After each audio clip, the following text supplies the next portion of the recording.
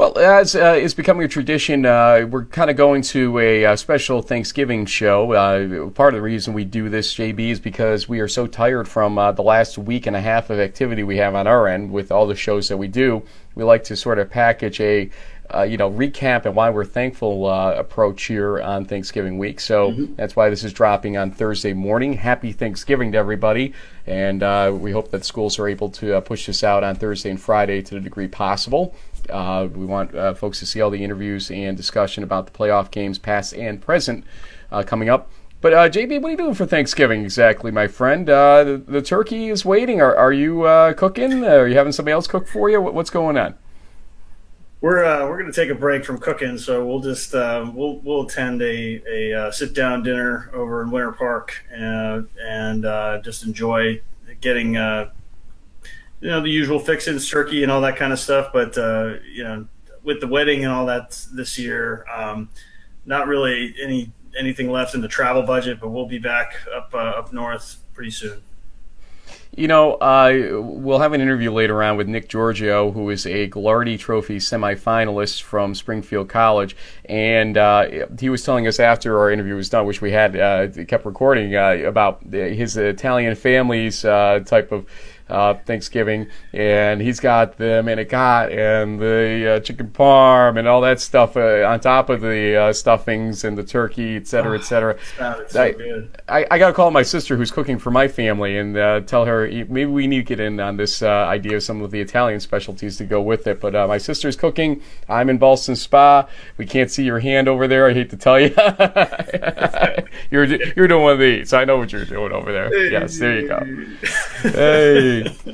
But happy Thanksgiving to everybody, as we said, and enjoy your food and your family. And you are part of our extended family, folks, so we do really mean that when we say that. Enjoy the family of Thanksgiving. We want to talk about the playoff games and the bowl games and the Gagliardi Trophy and even more than that. This will be probably about an hour show if I had to guess as we record it. Let's see what happens, but we're going to move along on this part of it pretty quickly, as we want to get to the interviews as we know you want them. Also coming up, Joe Germinerio will be joining us. Also, we're attempting to get the Coast Guard interviews finally from the Secretaries Cup game a couple weeks ago. We had an audio issue with it. We're going to salvage as much of it as possible and bring it to you here because while their season is over and they did not play any games subsequent to that, it was on Veterans Day weekend. It was a true special game. I'll share more about that when we get to that later on in the show. JB, first things first, we're not calling it crunch time this time, but it will be in a crunch more or less. Let's look at the bowl games first and then talk about the teams that will be continuing as well. Put up some graphics to go with these bowl games. But first, I want to talk about the MAC Centennial Conference bowl games, Centennial MAC Bowls, I think that they're called. And Franklin Marshall beats Lycoming 21-20. You can see some of the stats below each game here. Won't belabor us too long. Ursinus beats Misericordia 70-14, and the Bears had 703 total yards in that game to 283. And before we jump in on this, Susquehanna beats Stevenson 17-7. The only TD by the Mustangs was the defensive INT. This will come back to us for a second here. Did not bode well for the MAC. I mean, that's 0-3 in those three games. What are we thinking about what we thought about this, the MAC this season and what it all means?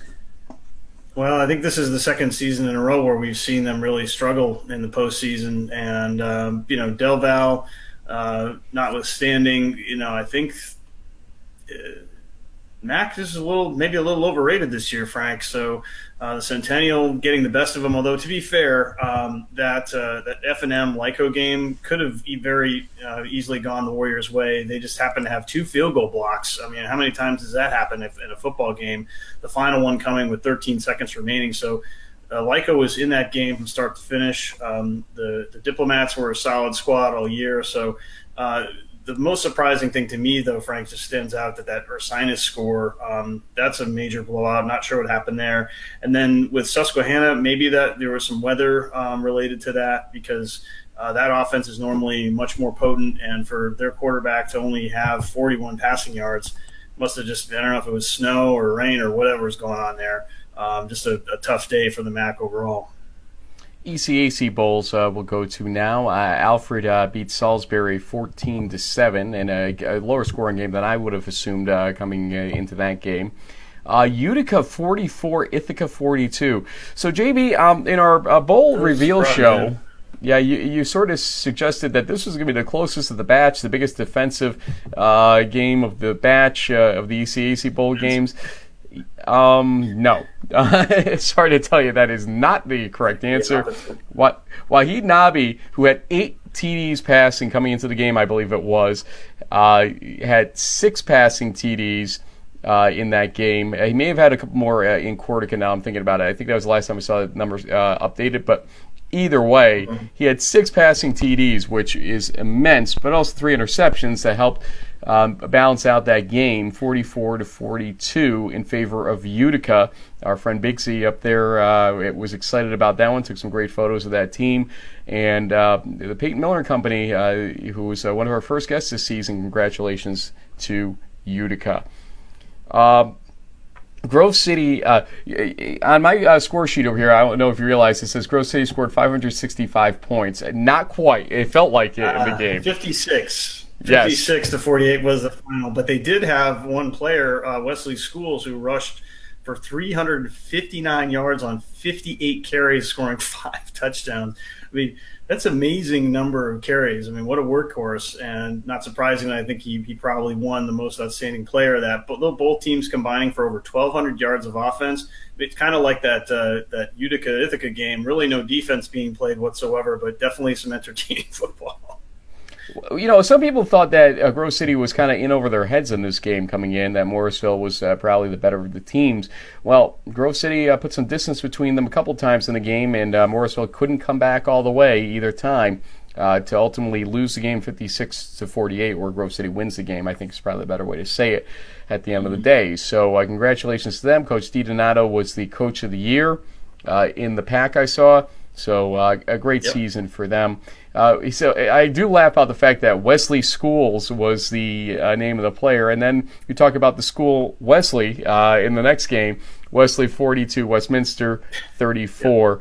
Wolverines pulled away with 28 points in the third quarter, 925 yards of total offense, and Alex Kemp eclipses the 1,000-yard mark for the first time in his career with 6 passes caught for 118 yards for Wesley. So great job there. Those were some great bowl games from the ECAC, all one-possession games at the end of the day. So good job to those guys in matching those teams up. Finally, New England Bowls. Merchant Marine 38, Endicott College 22. Mariners tie their best season with 8 wins after gaining 559 yards on the Gulls. And Coach Toop and company, Coach Toop / interim athletic director Toop, congratulations on that. Salve Regina loses to Bridgewater State 34-19. The Bears capitalized on 4 interceptions by Salve Regina. One was a pick 6. And then Springfield College 17, SUNY Maritime 14. Pride needed 327 yards of offense and 3 Johnny Bianchi interceptions to hold off the Privateers in that game. Somebody who had a big game in that day was Nick Giorgio. I want to talk about him in 1 second here. First, the Gagliardi Trophy semifinalist list is out. We'll run this on the screen so folks can see briefly the schools involved. There are 2 East Region players, both of which will be interviewed in this show. One is Joe Germinerio from Brockport. Later on, we'll talk about him more. And then it is Nick Giorgio of Springfield College. Nick is an exemplary guy. I had talked to him last year for the Husson game. We'll get into all that in our interview in a second. Before we do jump into that interview, though, James, what about Nick have you seen over the last couple of years that we've been watching closely that sort of makes you realize this guy is legit as a candidate for the Gagliardi Trophy? Well, I mean, I think he's the 2-time NEWMAC Defensive Player of the Year.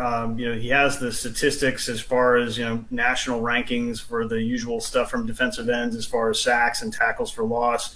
And he's been a big reason why Springfield's won 18 games in the last 2 seasons and has contended for playoff and postseason bids. So it's pretty rare for a defensive player to be looked at for these kind of player of the year type of awards. But the fact that he kind of checks off all the boxes from all the measurable statistics that you can have for a defensive player, the fact that he's got over a 3.5 GPA, and some of the community service work that he's done with Team Impact and other community outreach types of activities up in Springfield, he kind of covers the whole spectrum of what they look for in that Gagliardi Trophy finalist or semifinalist. Here's our interview with Nick Giorgio. And JB, from that New England Bowl we were talking about, 17-14 win by Springfield, and a career high by Nick Giorgio in tackles in that game, 12 tackles in that 17-14 victory over Maritime.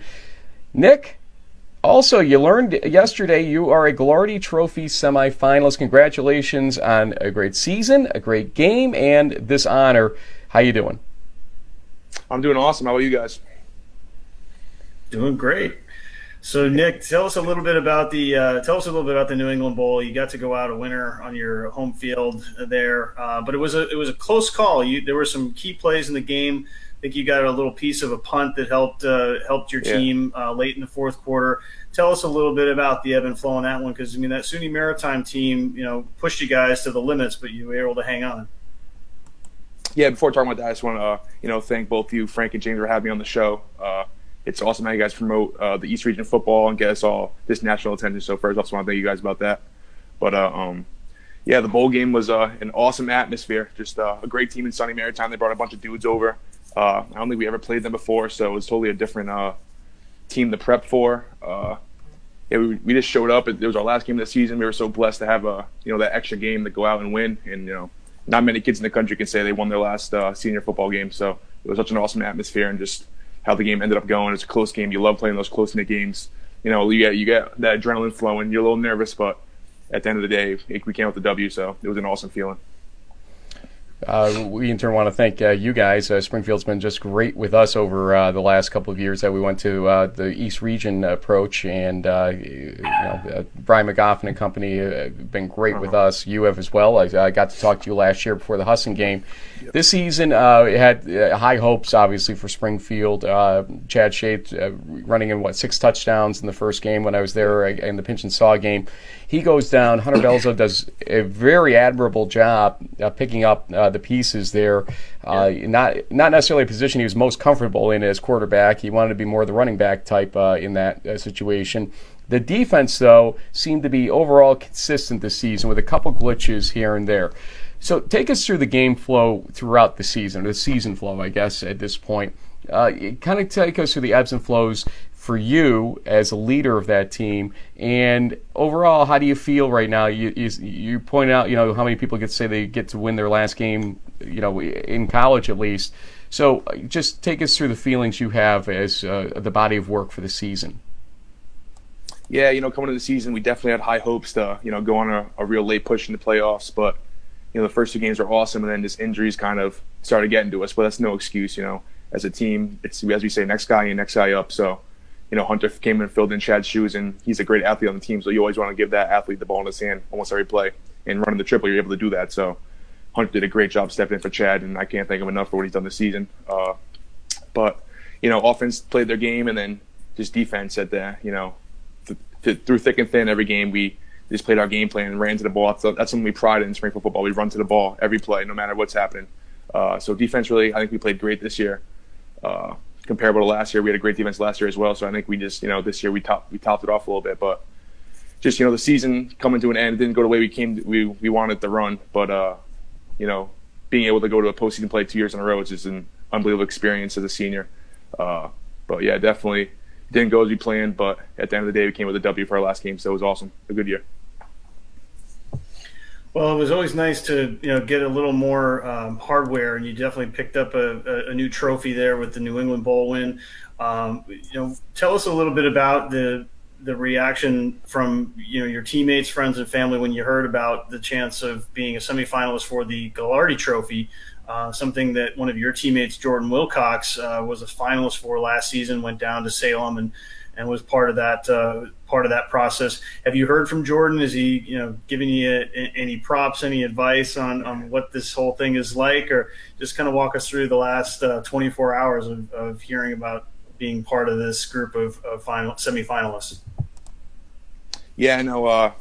Just when Coach C actually told me about the recognition, I was wicked happy. I didn't, usually a lot of offensive guys are getting the big time Heisman Award selections. And, seeing a couple of defensive guys on that list is awesome. It's crazy for Springfield College, a team in the East. It's very rare to have, 2 years in a row a semifinalist for the Gagliardi Award, with Jordan being last year and me this year.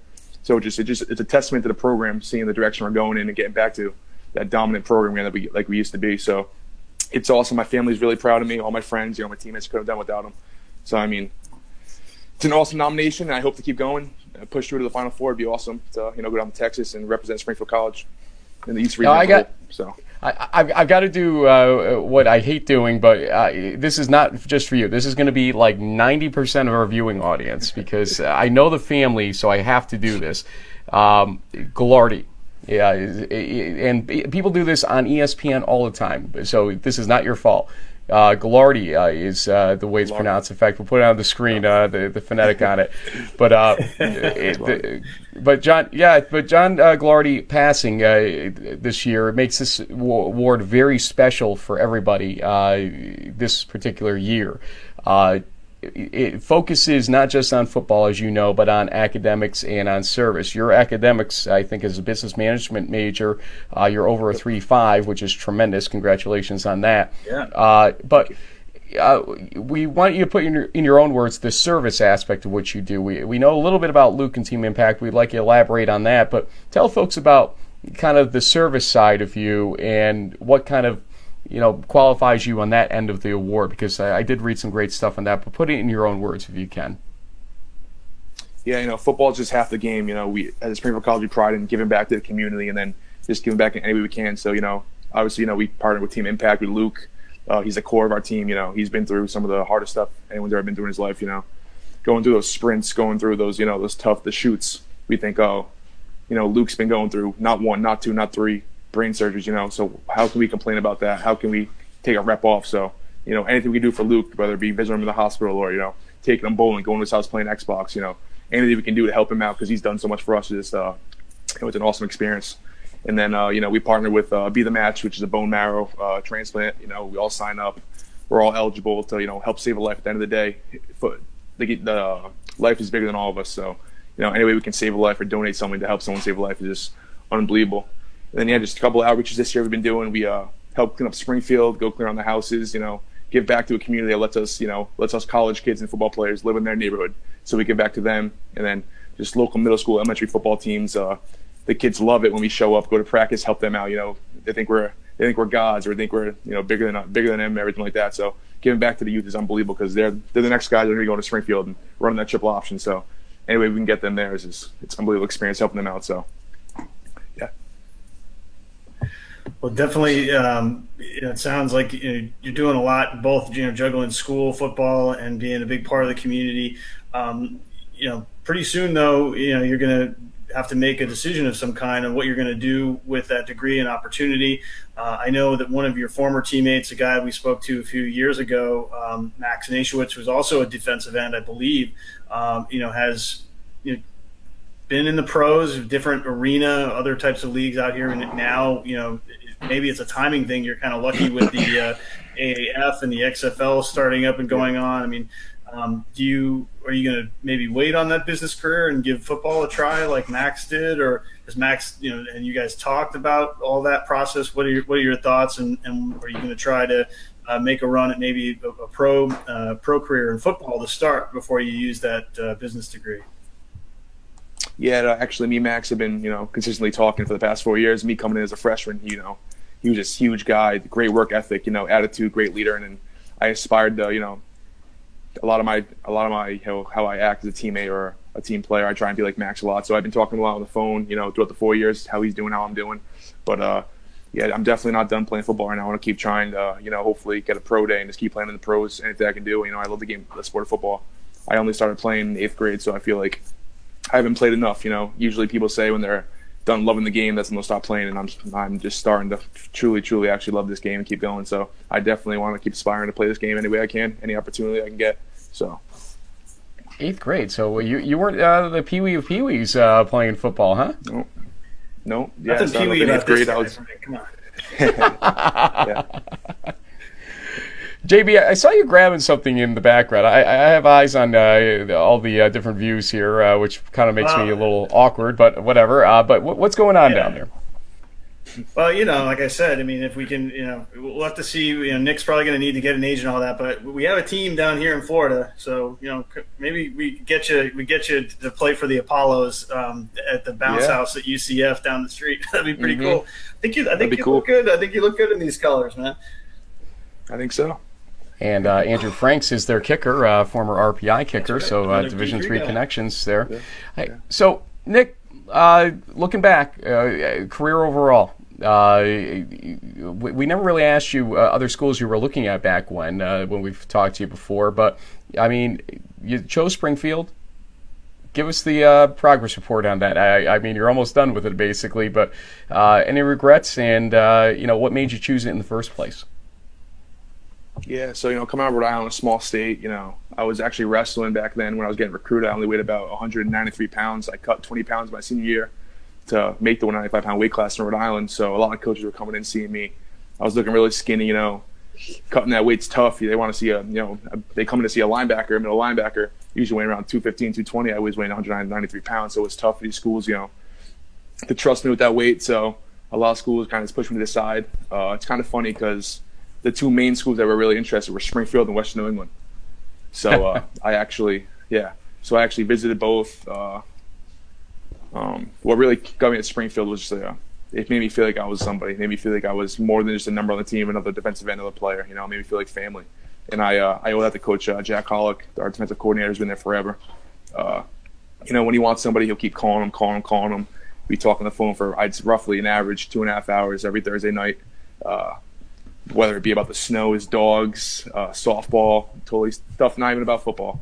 It was crazy. But, I owe him, I wasn't really interested in Springfield at first, and he left me that voicemail that, it single-handedly got me here. If I didn't pick up the call, he sent me a voicemail, made me feel like somebody. So without Coach Hollick, I owe him all my success here. I owe him everything. So without him, I probably wouldn't be at Springfield. But, it's probably the best decision I made thus far in my life.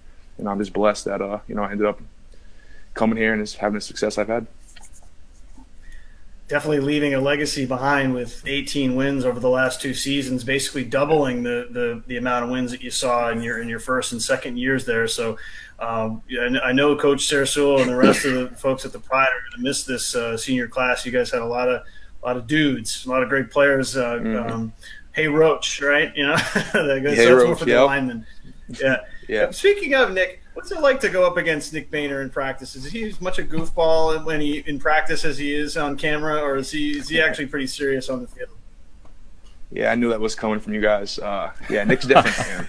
He's an East Bridgewater guy. They're different. There's something in the water up there that makes him different. On the field, a funny guy, but when it comes down to playing the games and practice, he's a serious guy. Great team leader. Next year he's gonna be a great role model for the young guys growing up. But Boehner's definitely different. I'd say that. Not the ordinary bunch you usually see, but he's a Springfield guy at the end of the day. So, but before we give you your shout-outs, James and I will give him one. Okay. Oh my! The last couple of years have been tremendous. Much thanks to Nick. It's amazing that one player who was a sophomore at the time could do what he does. But you as a senior, sir, we're going to miss you. That's for sure. Keep us informed of what's going on with you. But before all that, your shout-outs to any family, friends, teammates, etc. that might be watching.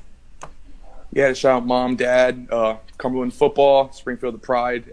Everybody's helped me throughout the years. There's so many people. I'm blessed to have everyone throughout my life because at the end of the day, none of this is possible without people that helped me, getting the stepping stones and everything. So just thankful so much. Again, Frank and James, thank you so much for supporting the East region. Putting us all over nation, all online, just helps out so much, gives us that attention we deserve. So thank you so much. And then to Joe at Brockport, he's a finalist as well, semifinalist as well. I've only heard great things about him, so definitely supporting the East Region Brockport team, RPI as well. Just hopefully it's going to be a great game this Saturday. And, just good luck.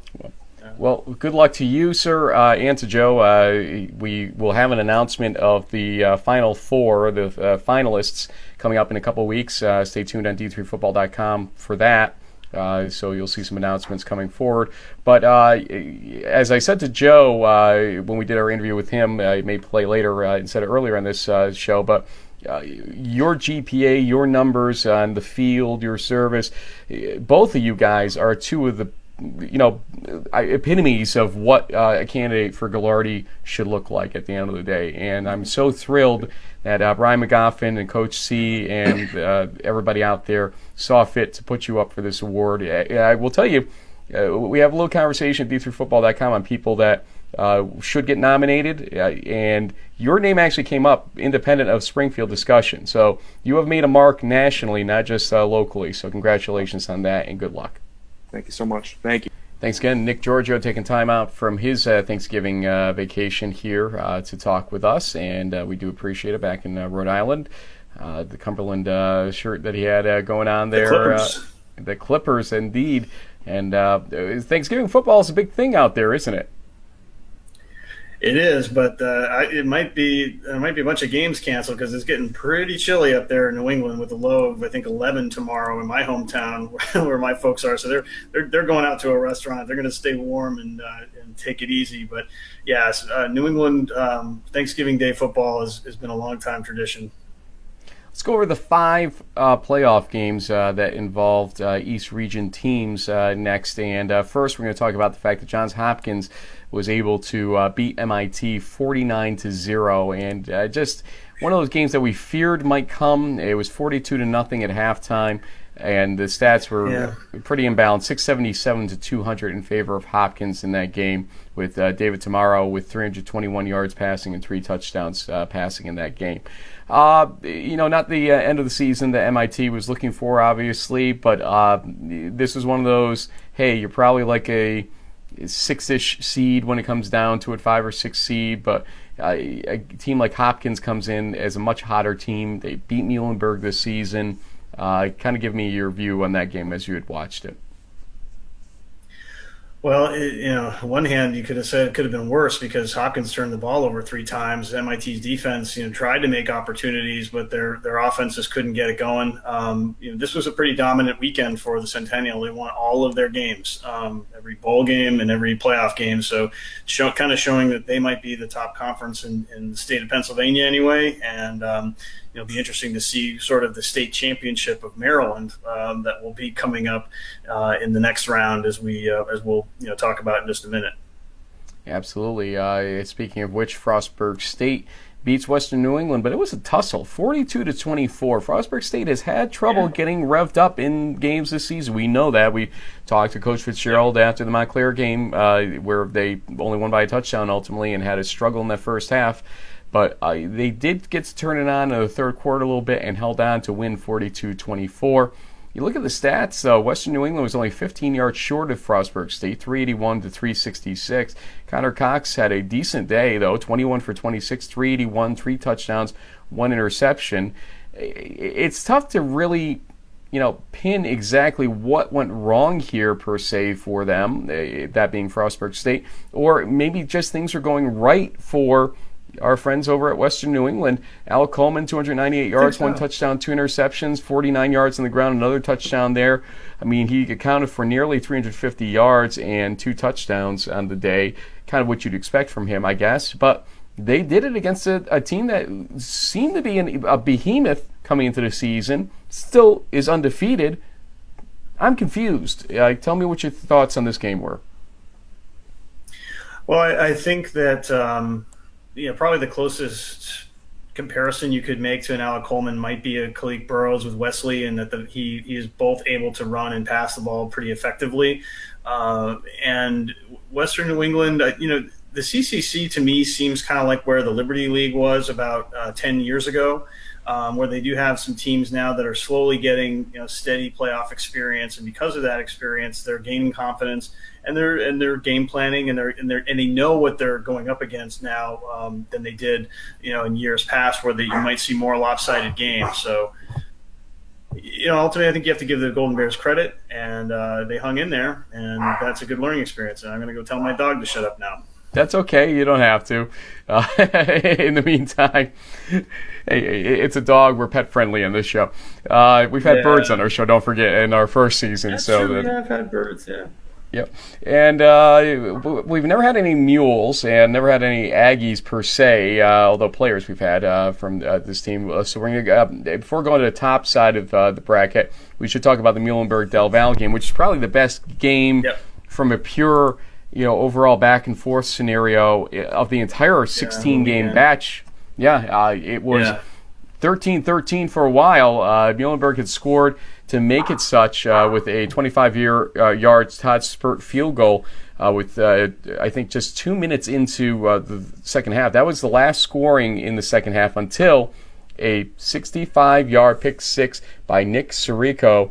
I should have listened to Gord Mann's pronunciations on that, so I apologize to Nick. 20-13 final, 36 seconds left to pick six. Wow. But here's that question. Yep. Del Valle goes up 13-0 in that game, can't hold on. Yeah. We talked about the MAC earlier. Is this also part and parcel of that discussion from earlier, do you think? Maybe, or it just could be some really great game coaching by Nate Milne and Muhlenberg making some halftime adjustments, because it was all Del Valle pretty much early on in the first half, and they adjusted and they came back and tied the game, and then the defense just made a big play. I mean, we saw on Twitter, some of the kind of memorial, remembering of Coach Donnelly, dig in for Duke, who had passed away after losing a battle to cancer. I think this Muhlenberg team is really, attached on to that as an emotional, and maybe that's kind of the 12th man for them, and they're playing with a little added, I don't know if you could say momentum, maybe heart, thoughts, whatever, prayers, etc. So they just were able to capitalize on a moment there, and you have to give them credit. They got the job done, and Centennial was 5-0 and 4-0 against the MAC in this postseason. So definitely an impressive showing, and it'll be interesting to see if they can go at least another round.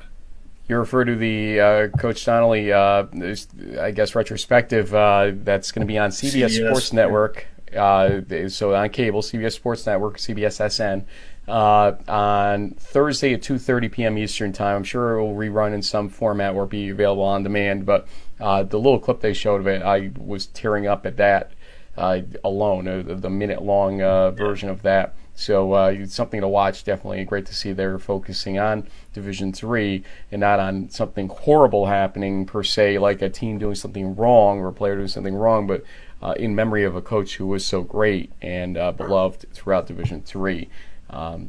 He propped up Division III in a lot of different ways, and was the coaching tree he has is second to none as well out there, and you'll see a lot more about that on CBS Sports Network.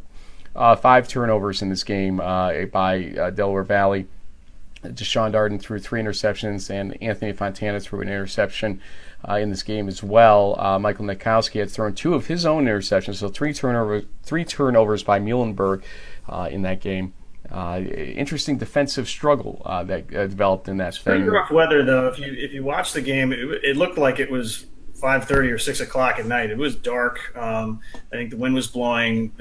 Neither team could convert an extra point, and I think a couple field goals might have been missed along the way. So definitely one of those, kind of dark, cold, bad weather, Pennsylvania games. Maybe that's also what we saw in the Susquehanna Stevenson one too, where the defenses really had to kind of carry the day. But Muhlenberg playing with a lot of emotion right now, and a big win for them last Saturday. Let's go back to the main East bracket now. We did it in this order for a reason. Let's first talk about RPI Husson and RPI 38-14 over Husson. Husson was a very game opponent in that first half, 14-7 at halftime, as Nick Smith scored on a 34-yard touchdown pass from George Marinopoulos with no time on the clock at the end of the first half. Otherwise, it would have been 7-7 at halftime. Yeah. RPI seems to do this every year with these last-second passes. I've never seen a team do it this much, but the last couple of years, when we do, some of the highlight reel stuff and whatnot, it was always the last play of the first half, It's amazing they're able to do it this frequently. That said, Connor Davies caught a 16-yard pass from Marinopolis, a guest of ours last week on the show, to make it 24-7, and they obviously rolled from there 38-14. Offensively, Hudson had 336 yards of offense against 446 by RPI. Corey Brandon, though, threw 2 interceptions when passing for 288 yards and a touchdown, whereas Marinopolis, 3 touchdowns, no interceptions in the game. So RPI has a pretty strong game after a loss to Union in the Dutchman Shoes game in Week 11. Was I right maybe to sort of just check off that game and say, hey, it's a rivalry game, they were already in the playoff clubhouse, etc.? Is that what you're getting the feeling of here as they prepare for the Brockport game? I think a little bit, and we haven't really seen Marinopolis struggle like that. I think sometimes you just have bad days. At least RPI had already clinched, and so as I'm sure Coach Cernia and the rest of the staff probably would have liked to have kept the Shoes for another year. We highlighted Utica and Union to start off the preseason for a reason. They were teams on the uptick, and both ended up finishing with 7 wins. Talented football teams that lost a couple close games here and there. But RPI is, I think, we saw Marinopolis bounce back. He threw for 3 scores, he said, 0 interceptions. So I think this RPI team, maybe it was the extra kind of kick they needed to get them ready for the playoffs. You don't always want to see that. You want to be able to finish undefeated. Didn't really affect their seeding. They were going to end up hosting a home game probably no matter what, and they ended up having to go to Brockport in round 2, which is what we thought in the first place. So no real change there, and it should be a great matchup between them and the Golden Eagles. And let's speak about the Golden Eagles. Hey, Framingham State, credit to your team. The 27 points all came in the second half when the game seemed to be in hand. 24-0 halftime score by Brockport. There was a controversial possible catch for a touchdown by Framingham State that could have made it 7-7 in the second quarter, but it was not to be. We've seen footage, photos, etc. on that. You make your own judgments on it. Ultimately, still photos don't tell the whole story. Don't forget, you got to look at the video on it. I looked at Brockport's feed. Yep. They didn't have anything better video-wise for that. So what you see on Twitter is all you get on this one, which is a scary thought. But Brockport, though, controlled the game for most of it. Framingham State tried to come back. They scored with 45 seconds left in the game. 11-yard pass by Wojcinski to Joseph, and the 2-point conversion failed. So it ended up being 40-27 in favor of Brockport. You look at the yardage, 489 to 453, including this is hilarious to me. I'm sorry. 3 yards rushing. So you would think they gave up 453 yards of offense, did Brockport. So obviously they've breached that whole rushing yardage number in the average and all that stuff. No, they gave up 3 rushing yards in that game, 450 passing yards. Let's talk about that for a second, though. Is the secondary soft insofar as that is a huge number? Okay, most of it may have come in the second half. We've seen the ball hawks that the secondary can be, but they are still allowing passes to be completed. Is the focus on the run taking away from the pass scenario when you look at this situation where they're giving up some decent passing yardage to the Cortlands of the world and the rest that had put up some decent points against them, not great numbers of points, but decent points against them this season?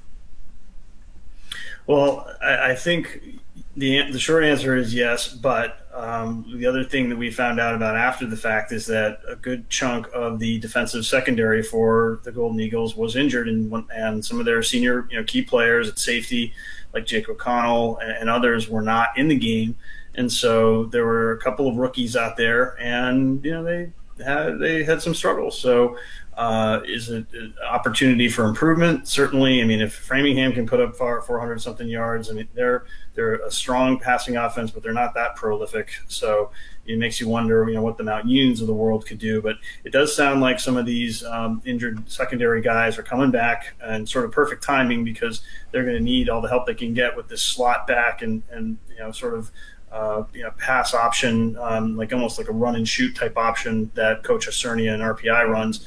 So there should be some interesting matchups out there. I could see Matt Arita, having a big play or two, because he'll be in the mix trying to cover some of these guys coming out of the backfield. But I think it was a combination of injuries and some inexperience that got a little bit exposed on Saturday, but may not be the case on this next game. Well, you heard our interview with Nick Giorgio, or saw it earlier, the Gagliardi Trophy semifinalist. Here comes our interview with Joe Germinerio, another East Region Gagliardi Trophy semifinalist. And James, we have our special guest here, a semifinalist for the Gagliardi Trophy this year, and an all-around good guy that we haven't talked to that much this season. We saw him in the the game day special that we did in week 1 up at Brockport. The sunburn special. Yes, good point. You and me both, but you worse. Joe, congratulations, 10-0. Congratulations on the Gagliardi Trophy, and a whole lot of other things going on for you. Thank you, guys, and thank you for having me. So, first things first, what was your reaction yesterday when you heard you were a nominee still, or a semifinalist officially? You knew you were a nominee. There were about 31, I think, give or take, nominations, but you were one of the final 13 right now as a junior, which is a rare honor. How's it feel? Yeah, it was definitely a humbling experience. I saw the tweet that you guys put out. Only 2 East Region players got nominated. I don't know how it really works. I don't know how many East Region guys in the past have been nominated, but it's great to try and represent my school and see if we can take it home. Well, there are a lot of things you're trying to take home, and JB is going to focus on one of those other things, I think, as well, such as that Team RPI on Saturday. But one follow-up, the Gagliardi Trophy comes down to a lot more than just play in the football field, and we were noticing earlier you have your Courage Bowl shirt on there. Today, one of your service issues. For folks that don't know, there it is. For the folks that don't know about your service, you have about a 3.0 GPA, which is a good job by you. I know your story overall, being a transfer and everything, to be able to stabilize your GPA to where it is great work. But tell folks about kind of the total package of Joe Germinerio before we start talking more football. Yeah, well, like you mentioned with the Courage Bowl, we do a great job with Camp Good Days, me and my teammates, and it's a great experience going down there every year and seeing those kids and what they're going through. So being able to just give back to them, and they look at us like we're NFL football players, and in reality we're just Division III athletes. So it's great to see them have their eyes light up when we go down there. I've been volunteering in the soup kitchen for years now, and I think it's a great experience. My dad, he definitely he raised me the right way, where he came from a family with just very low income, and he always preached family, family, family. So, he instilled that in me, and just to give back to our community, it's something I've always wanted to do. So it's a product of what my family's done for me, and I just want to give back, just knowing what my dad's been through. We've gotten to talk to Joe Sr. in the past. Great guy, and a very good role model indeed, JB. Yeah, Joe. So jumping back into football, a couple of weeks ago, we might have been giving you guys a little bit of a hard time. You're only scoring, in the 20-point range for a couple of games and some really, championship caliber opponents. The last couple of weeks, though, you guys are back up into the 40s, which is nice to see. Can you tell us a little bit about any of the adjustments that you made on offense that helped you guys kind of get back to where when we saw you back in week 1 and you guys were really just an offensive machine? Yeah, well, I really didn't think we made a ton of adjustments. It was just more what we didn't do, is what Coach Mangoni's talked week in, week out. We left a lot of points on the table where we didn't capitalize with red zone opportunities. Defense gave us a short field and then drive stalled. So it's more just us not doing what we need to do and just executing our stuff. So I think we got back to that the last couple of weeks, and we want to continue that, knowing that RPI is a very good team, and if we don't capitalize on on the defense's good fortune of them turning them over or us having a short field, we're going to be in trouble. So we want to capitalize on all opportunities that we get to Saturday. Yeah, we were surprised when we were doing our tail of the tape last week when you were about to face Framingham State about the turnover ratio, to be honest with you, was one of the lowest in the East Region playoff teams, if not the lowest at +2, I think it was, because of the fumbles that you were experiencing. So the box scores are always kind of like this, your offense versus the other team's offense, but it's not necessarily leading to the scores per se. How do you, let's put on the coach hat for a second, how do you fundamentally coach not dropping the ball ultimately or not failing to convert in certain situations? What are some of the changes that you've made over the last couple of weeks, especially that have maybe improved that situation to a certain degree?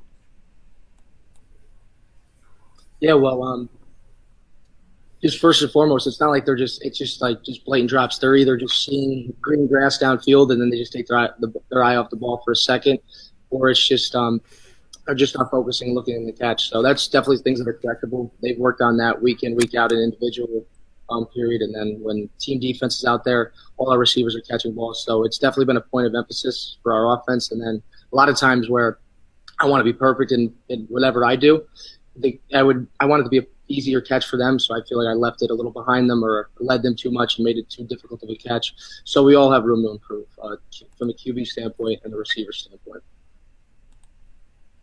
One of the things that I think surprised some folks last weekend, Joe, is the fact that the Rams, had some success throwing the ball on your defense. But I don't think a lot of people realize that you had a lot of either freshmen or other kind of rookie starters out there. Your defense and the secondaries had some injuries, but it sounds like some guys are coming back healthy this weekend. Tell us what it's been like for you, as the offensive leader, to try and coach these younger players along. From a defensive perspective, if you even have the opportunity to do that, because I imagine Coach Fox has a lot to say on that whole thing. But what have you seen as the quarterback with some of these younger guys and how they've been stepping up and playing big roles for you here late in the season? Yeah, for the guys in the defensive secondary, I just try and be encouraging, knowing that if a guy makes a tough catch on him or they get beat deep for a play or two, it's not the end of the world. We understand they're young, but they just got to keep playing and just not let that get to them and affect the next series or the next drive. They just got to move on. So they've done a great job stepping in. I know Ben Marshall came in against Cortland in the Empire 8 Championship. He played a heck of a game. And then Coach Mangoni mentioned in the post-game interview with Vernon Smith and then Kenny Hernandez, they did a great job stepping up when their number was called. I don't know if a lot of them expected to play in a playoff game, but their number was called and they had to step up. And I think our senior leadership with Matt Arita, Jake O'Connell, Rashad, and Cedric Campbell, those are great guys to look at, and they lead by example. They lead by voice. They do a great job, so they want to follow them. And it's also, like you mentioned with the injuries, it's good to get those senior guys back. So we're happy to invite everyone back for a Sweet 16 game, so that'll be good. I have to agree with somebody I saw commenting, I think, on Twitter, which is always a dangerous thing. But you just mentioned Matt Arita. I think Matt Arita was not given a slot in one of the All-Star teams. I think it was possibly the Empire 8 All-Star team, ultimately, not first team, second team, or honorable mention. And I can't figure that one out for the life of me, how that happened. That's amazing. Yeah, I mean, we talked to him at that game day show we did with you as well. You obviously got the accolades, Offensive Player of the Year, I believe, from the Empire 8. But Arita missing, that's a head scratcher to me. He's just the intangibles, over and above the INT numbers that he has.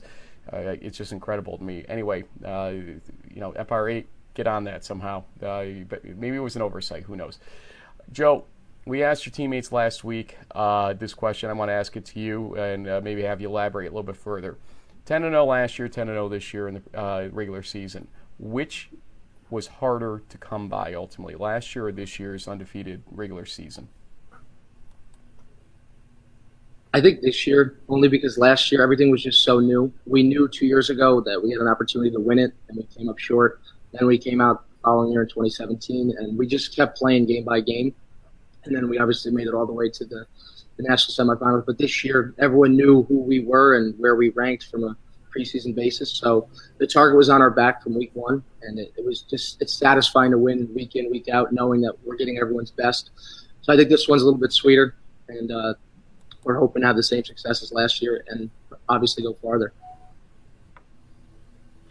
Yeah, Joe, we lamented over the fact that that the Liberty League and Empire 8 weren't really able to have the New York State Bowl. So apparently, when we have the championship teams between both conferences playing Saturday in Brockport, we have the de facto New York State Bowl.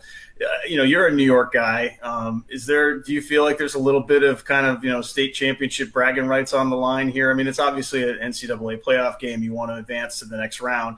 But would it be nice to officially kind of be the best team in New York when it's all said and done? Yeah, I mean, I didn't really think of it that way, but I was just trying to win and advance to an Elite Eight. But yeah, I mean, I guess thinking about it now, we've taken on every Empire 8 opponent. We've taken on every Liberty League opponent, and we haven't taken on the best in the Liberty. So that'll be fun. So I'm not getting into a New York battle who's the best. We just want to go out and do what we do and try and win the game here. So we want to advance. We're not ready to go home, and I'm sure RPI isn't either. So we obviously have to come out and play our best, as they will as well. So may the best man win. Wait a minute. You are from where?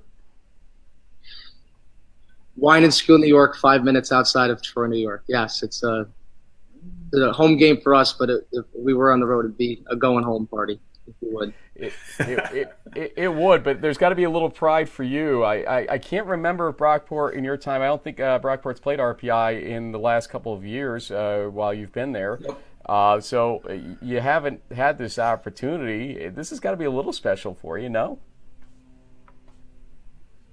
Yeah, I actually did an interview this morning back home, and he mentioned that this is the first time Brockport and RPI have met since sometime in the 80s, which is kind of shocking to me. So it's been a while. Yeah, I don't know if the stats, we got to look that up, but that's shocking to me. So, yeah, I know the QB coach on the staff there, the defensive coordinator who's a former coach at Albany. So there's a familiarity there.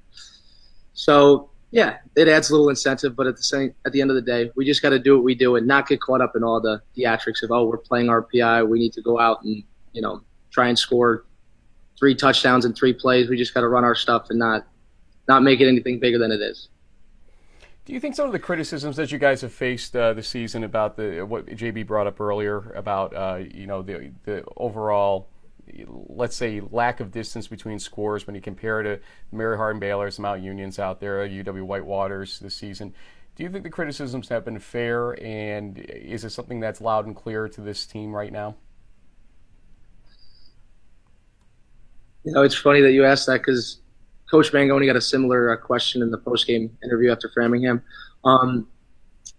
We don't want to get caught up in it.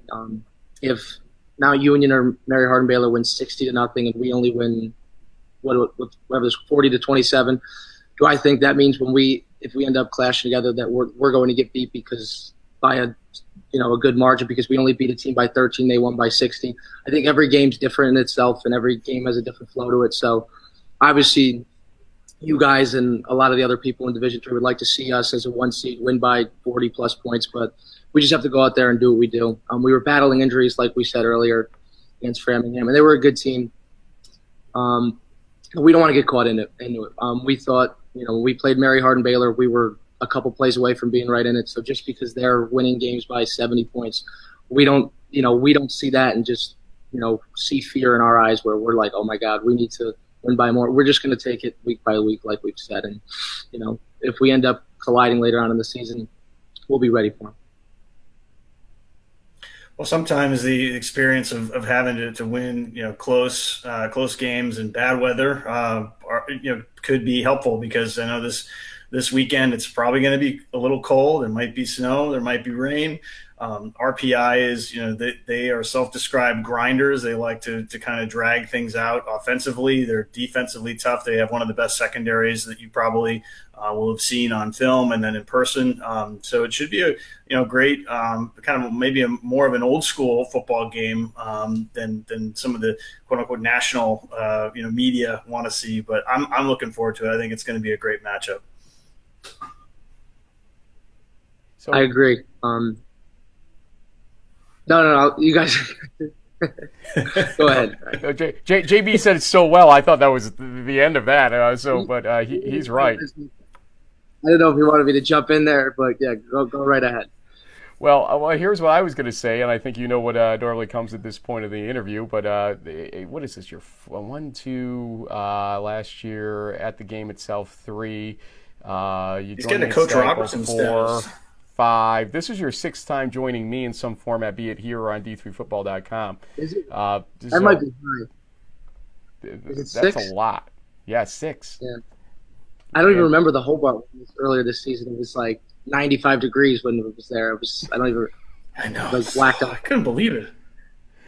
Well, here's where you get the shout outs one more time. So you're a polished professional at this point, and this is the first time I get to say Gagliardi Trophy semifinalist Joe Germinerio. Send out your shout outs.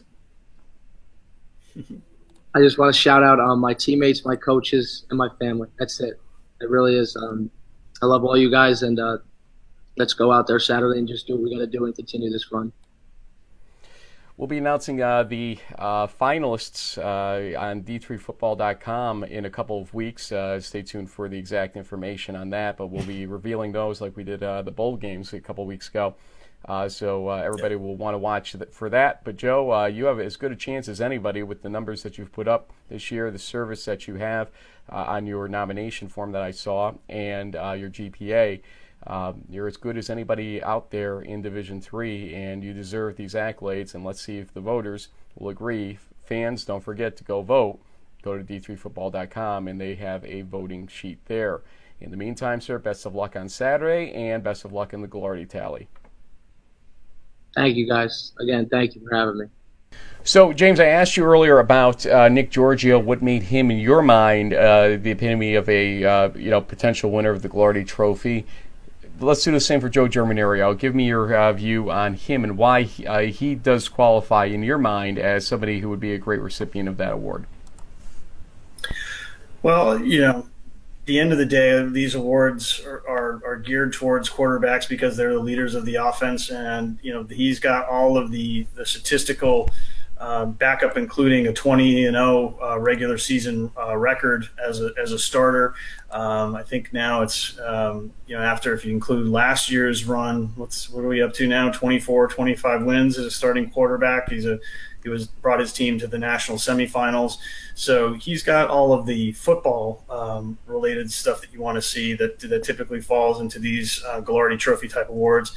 But he also has the community service side, working with Camp Good Days and some of the more community outreach. And solid student with around a 3.0 GPA. But I think for Joe, the football piece is certainly a heavy component of that, just because of how successful Brockport has been in this last 2-year run, and I think that could be enough to carry him into the finals. Well, let's talk about Brockport versus RPI in our first tail of the tape of the 2 games that we're going to be previewing here. We only have 2 East Region games left, 3 teams. Last year, this time we had 5 teams from the East left, including Frostburg State outside the main bracket.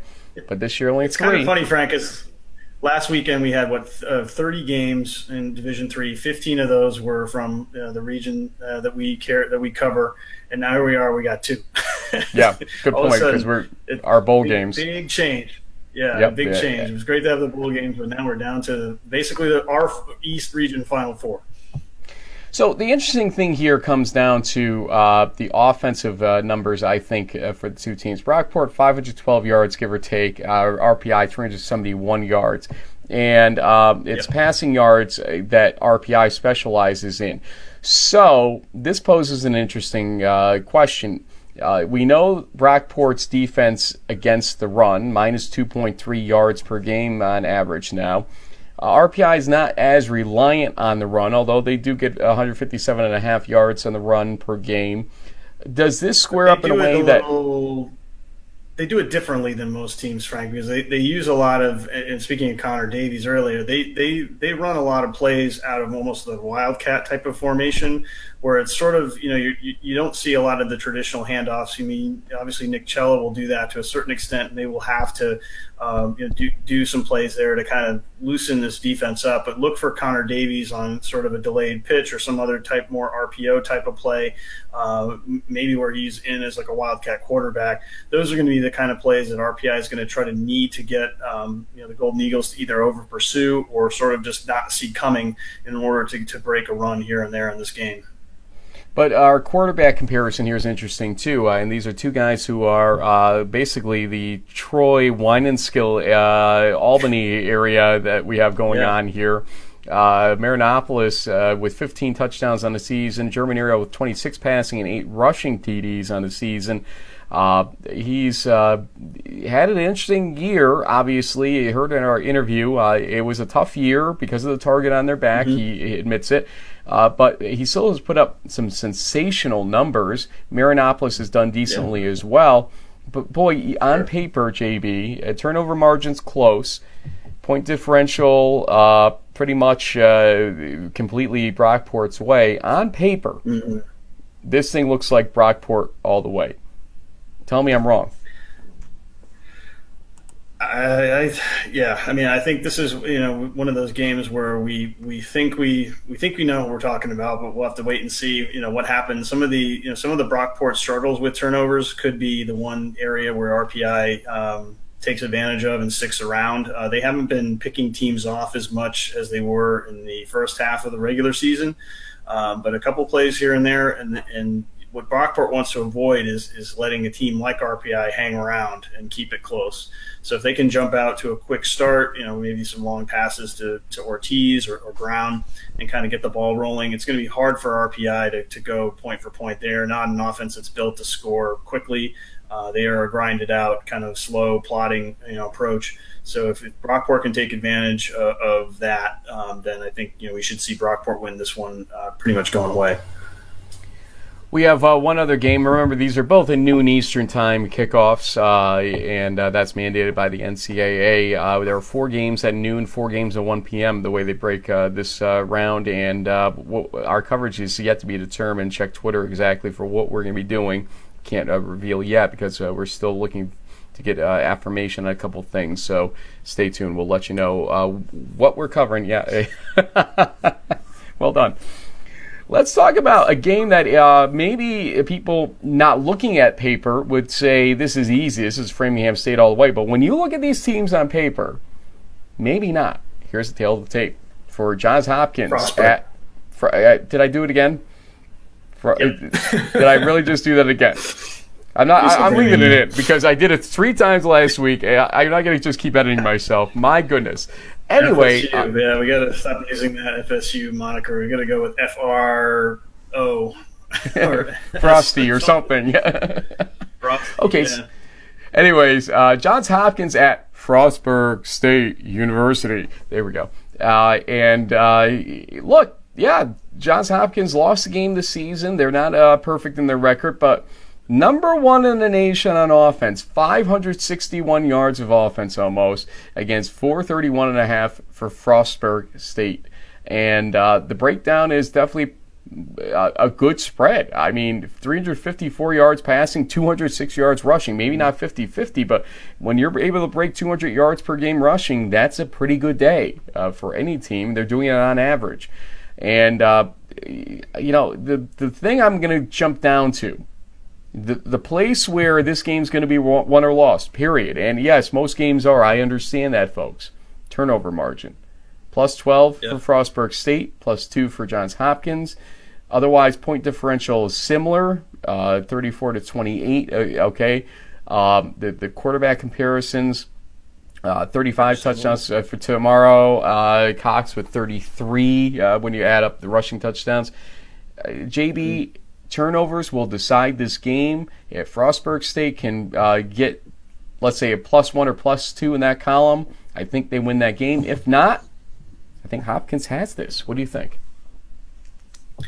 Yeah, I think they need to get off to a quick start, and they need their defense to sort of set the tone. If they can slow this explosive offense down, then I mean, the majority of Hopkins is based on the pass. So if they can get tomorrow out of his game, whether it's through pressure and sort of force more running plays, that plays really well into this this attack defense that Coach Fitzgerald likes to talk about. From a yardage perspective, they're 15th in the nation. So they definitely have the players out there to do it. So I think, it's ultimately going to come down to how the Bobcats defense handles this explosive Blue Jay offense. Yeah, this is interesting coming off of a playoff game that we said was a little bit of a dud when you look at the progression of it for Frostburg State. But Delane Fitzgerald explains that because of the blizzard, they were forced to do reps in a gymnasium and could not do their normal, rhythm building experience last week before that playoff game. So they were out of cadence for the second half of the week and the game itself on Saturday. That's all well and good, and I have no reason to doubt him on that, and I think it's very possible. They've had a herky-jerky season schedule-wise as it is, and that doesn't help matters one bit. Yeah. But, okay, here we go. The school has pretty much shut down for Thanksgiving. Your team's concentrating right now. Besides eating turkey dinner on Thursday, you've got nothing but focus to do here. The weather down there is reasonable in the 40s and 50s, so it's showtime. I mean, here's your Battle of Maryland going on. Johns Hopkins would love to kind of slap a loss on you and say, have fun in D2, other Maryland team. And, we'll be king of the hill here by doing that, Hopkins would be saying. But Delane Fitzgerald and his team, they have the ability to win this game, no doubt. They're the favorites in this thing, I think. Again, on paper, may not suggest it necessarily, but that turnover margin, plus 10 differential is a big number. That means that you're averaging one more turnover, per game in that differential than the other team is. And that's what it's going to take to win the game. If they can do that, Frostburg State wins. JB, there we go. That is the preview. We've reviewed and done a lot of things, but there's one thing that we want to add here at the end of the show. And again, apologies for not running it earlier. We had audio issues with this. We were able to salvage some of it. You'll see what we have here. But we want to run our Coast Guard interviews. Ryan Jones and company. We have three players. They'll introduce themselves coming up here. And then Coach Bill George as well. And we'll run those in succession here. And this was after their big win against Merchant Marine Academy on the Secretaries Cup game 2 Saturdays ago. We'll talk more about the game when we come back here. Here are our interviews with the Coast Guard guys, including Coach George. Fred Grossi here with the Coast Guard Academy Heroes on offense in the 26-12 victory. The Secretaries Cup game. One's familiar to you folks that watch the show regularly. He was drinking from a mug last time we saw him, and it looks a little less poisonous, the cup. Maybe you should drink from that, Ryan. They keep it a little bit cleaner. Here it is right here. It's coming in the shot. I'm going to hold your treasure. It's a little bit heavy. It is heavy. Yeah. Huge honor to bring that thing back to the academy, especially away from our home turf. Poor cadets came out to see it. Nothing better. Tell me about these two receivers to your left. You got a sophomore and a freshman. Just so the folks know, Justin Moffatt is a sophomore and Damaso Jaime is a freshman. 81, the freshman, the sophomore. Tell me about these guys and what you think about them. These are two of the most naturally athletic individuals I've ever met. And boy, I'm glad they're younger than me. Get to have them for a couple more years, but one. Unfortunately, it's only one now, but happy to have them. Anytime I'm in question, when I'm in doubt, I know I can get to 8 or 81, I know I got a chance to get it. Between 8 and 81, there were 18 receptions on this game. Thanks for doing the thing, by the way. Yeah, no Hold the microphone. Appreciate that. You guys it all, doesn't he? Tell me about him. Tell me about this guy and how you guys had the confidence in him during this game. It's been a learning experience all year, and then starting last game, Brian came to me right away, and he knew all I needed was some confidence. And even today, I was started early, and I know if I run the right route, Brian's going to get there. Even if I run the wrong route, Brian's going to get it there. but it's great to have a quarterback like him to just instill confidence in as And Justin, the game flow of this game was definitely a little awkward. Go ahead. It's going to be one of the more herky-jerky interviews we've ever had, but you know what? Who cares? I get you guys on camera for the success here. The more herky-jerky games that I've seen in the Secretaries Cup recently, at least, look like Merchant Marine has an advantage in the first half, but you guys went to the locker room with the lead. What was the feeling the team had in the locker room at that point? You know, in the locker room, we never give up. Me and Merchant Marine, they're known to come back in the fourth quarter comebacks all season. So we just told ourselves to stay focused, just don't try to do too much on plays, and we all have the ability to make big plays. So I got a little message for you. Coach Puskas was texted me earlier, messaging me, telling me what a stud receiver you are, the D1 interest that you had when you were down in Florida. Tell me, how's it feel? I know it's D3 and all, but no regrets, I'm going to assume at this point in time? Yeah, best choice I've made. I always wanted to go to Service Academy. Coast Guard was the best fit. And I'm just blessed to be here, and this is what I live for, being KP. So I have 365 days longer now to beat them again, but I'm going to enjoy this game. Shout outs to do at this point, guys. Your experience of this, you want to go first or last? I'll go first. He's going to go first. Give an example. Yeah. Right over there. Mom and Dad, good to see you watching again. Sorry you couldn't make it. It was a good one. Morgan watching at home, thanks for tuning in. All my family in Kane, Pennsylvania, thanks for tuning in again. Constant supporters of me. And everybody in Punxsutawney, thanks for having my back. Mom and Dad, I don't know if you watch this later. I know you're behind me somewhere. But to all my family back home, thank you for watching. Thank you for supporting me. And everyone that's watching that isn't related to me, thanks for supporting the team. Thanks for watching. You're welcome. I have a lot of my family here, but I know my mom's back home watching. My biggest supporter, thank you. All my family and best friends from back home, thank you for giving me the support. Drink from the cup. Ryan Jones. Congratulations. And 26-12 was the final here at Merchant Marine. They end their season at 7-3, if I remember correctly. Thank you, guys. Frank Rossi here with Coach Bill George from Coast Guard Academy's 26-12 victory. Coach, I was just talking with your players about how it looked like Merchant Marine was kind of taking the advantage, the edge here in the first half, but you guys went in the locker room with the lead. What were you telling your team at halftime? Well, I always tell them the same thing. It's a 0-0 game. And, what I got from actually one of the old Merchant Marine coaches, Charlie Bravado, once said, no game ends at halftime. So, at the halftime score. So, I've always remembered that, and I always remember it in this game. So I told them this game will not end at this halftime score. So, you've got some youth on receivers. You got a little more experience with Ryan Jones there as quarterback. How have they developed and matured throughout this season in your view? Well, we knew we had some good young receivers. We just had to get the ball to him. With Ryan, we wanted to.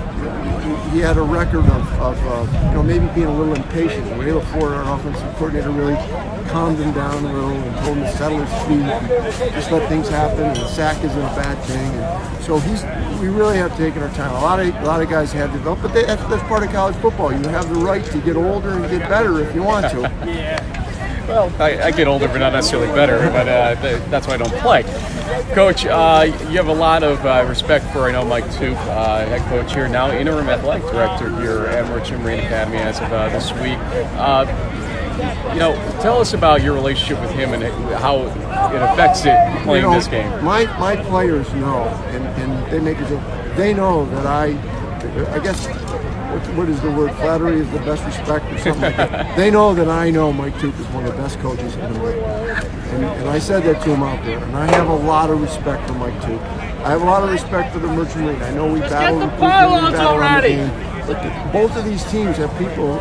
There was a young man who played for Merchant Marine against us a few years ago that died in action. I've lost players in military action. So you have a mutual respect. As far as Mike Toop goes, Coach LaForte has said to me for 20 years as we're watching film, every time they line up, they're in the right spot. And so I do have a tremendous amount of respect for him as a coach. And we don't beat them that often, by the way. It's only about once every 5 years. Coach, this is it for the season for you guys, is it not? I mean, no New England Bowl, nothing like that. I don't believe so. I don't think so. Although I would make a pitch out there to folks that if you're considering, this team has just rolled here the last half of the season as far as I watching you guys from afar and now up close. You are a very complete team. Give us the 30,000-foot view of this team now that the season is basically over. They're a very intelligent football team. This is the most intelligent line I've ever coached. The three seniors know everything. In fact, in preseason when we'd have meetings, they actually were going over the plays with the freshmen. So I have a highly intelligent group of kids, and that goes right through this. And my synopsis of this team is that the seniors took it over in the off-season last year and decided they wanted to kind of change their attitude. And I think that helped us in close games. We've won a lot of close games. And that's the nature of the Coast Guard Academy. If you have a winning season, you win close games. That's all there is to it. 23 years ago, I got my start as a broadcaster when Union went out to Coast Guard. It's been a long time since I got to see you guys once you had moved conferences and everything else, but it's a pleasure to get to meet you personally finally here, and as well to watch your team perform as they did. Congratulations to you on the season you had, and we'll see what happens from here, Coach. We'll take it, and congratulations to both academies and both corps of cadets. Thanks. And again, a salute to service to those guys. Our Thanksgiving show has become what we're thankful for, and the fact that we have as many military institutions that we have in Division III, in our East region especially. In fact, I can't think, do we have any other military institutions in Division III football outside the East region? I can't think of any. Nope. Not so that I can think of either, yeah. I mean, they're all pretty much on our side of the fence, yeah. You've got Norwich in the state-based schools, Norwich and SUNY Maritime, and Maine Maritime, and Massachusetts Maritime, and you've got Coast Guard, you've got Merchant Marine Academy. I'm probably forgetting somebody, but I mean the fact that we're so blessed to have those guys here playing quality Division III football. We do appreciate you guys, and Coach George is a tremendous guy. He's been there for a long time. Probably could have gone anywhere he wanted in terms of Division III coaching with what he does there. Just like Coach Toop, honestly, at Merchant Marine Academy. If I forgot to mention them in that list, I apologize. But the point being this, there's a lot of collegiality between him and Coach Toop. He thinks Coach Toop does an excellent job, and vice versa, I can tell you. And those guys put up some great seasons, both of those schools and both those teams. They deserve the accolades this year. Glad to see Merchant Marine got their 8th win.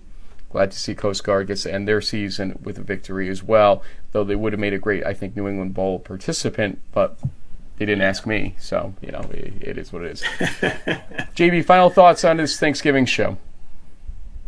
I think it's been a great season so far. We're kind of coming up now to one of the more penultimate weekends for the East region with only 4 teams left, and we'll be curious to see who's going to be the 2 teams standing to basically have the honor to take on Mount Union, which is most likely the hold on. You're opponent, claiming Johns Hopkins for your own, aren't you, right now? That's true. I guess we can include them, but really 3 teams. So I guess we'll pull for Frostburg, and it'll have to be a toss up for the New York State Bowl, so to speak. So, but no, just wanted to say thanks to everyone, and I'm certainly thankful for my wife and my family, and for you, Frank, and everyone else. It's been so great this year. It's a lot of great stuff happened for us, and we're just going to try to enjoy tomorrow's holiday, and we'll be back at it with some more games hopefully this weekend. I'm thankful for that dog in the background that you're going to feed him after the show is done. But thankful for you and your family as well, JB, my family, for putting up with all this, and we got a lot more to come, as you said. So instead of hearing the dog bark, we're going to just cut this off and say thanks for watching, folks. We'll see you this weekend at some point.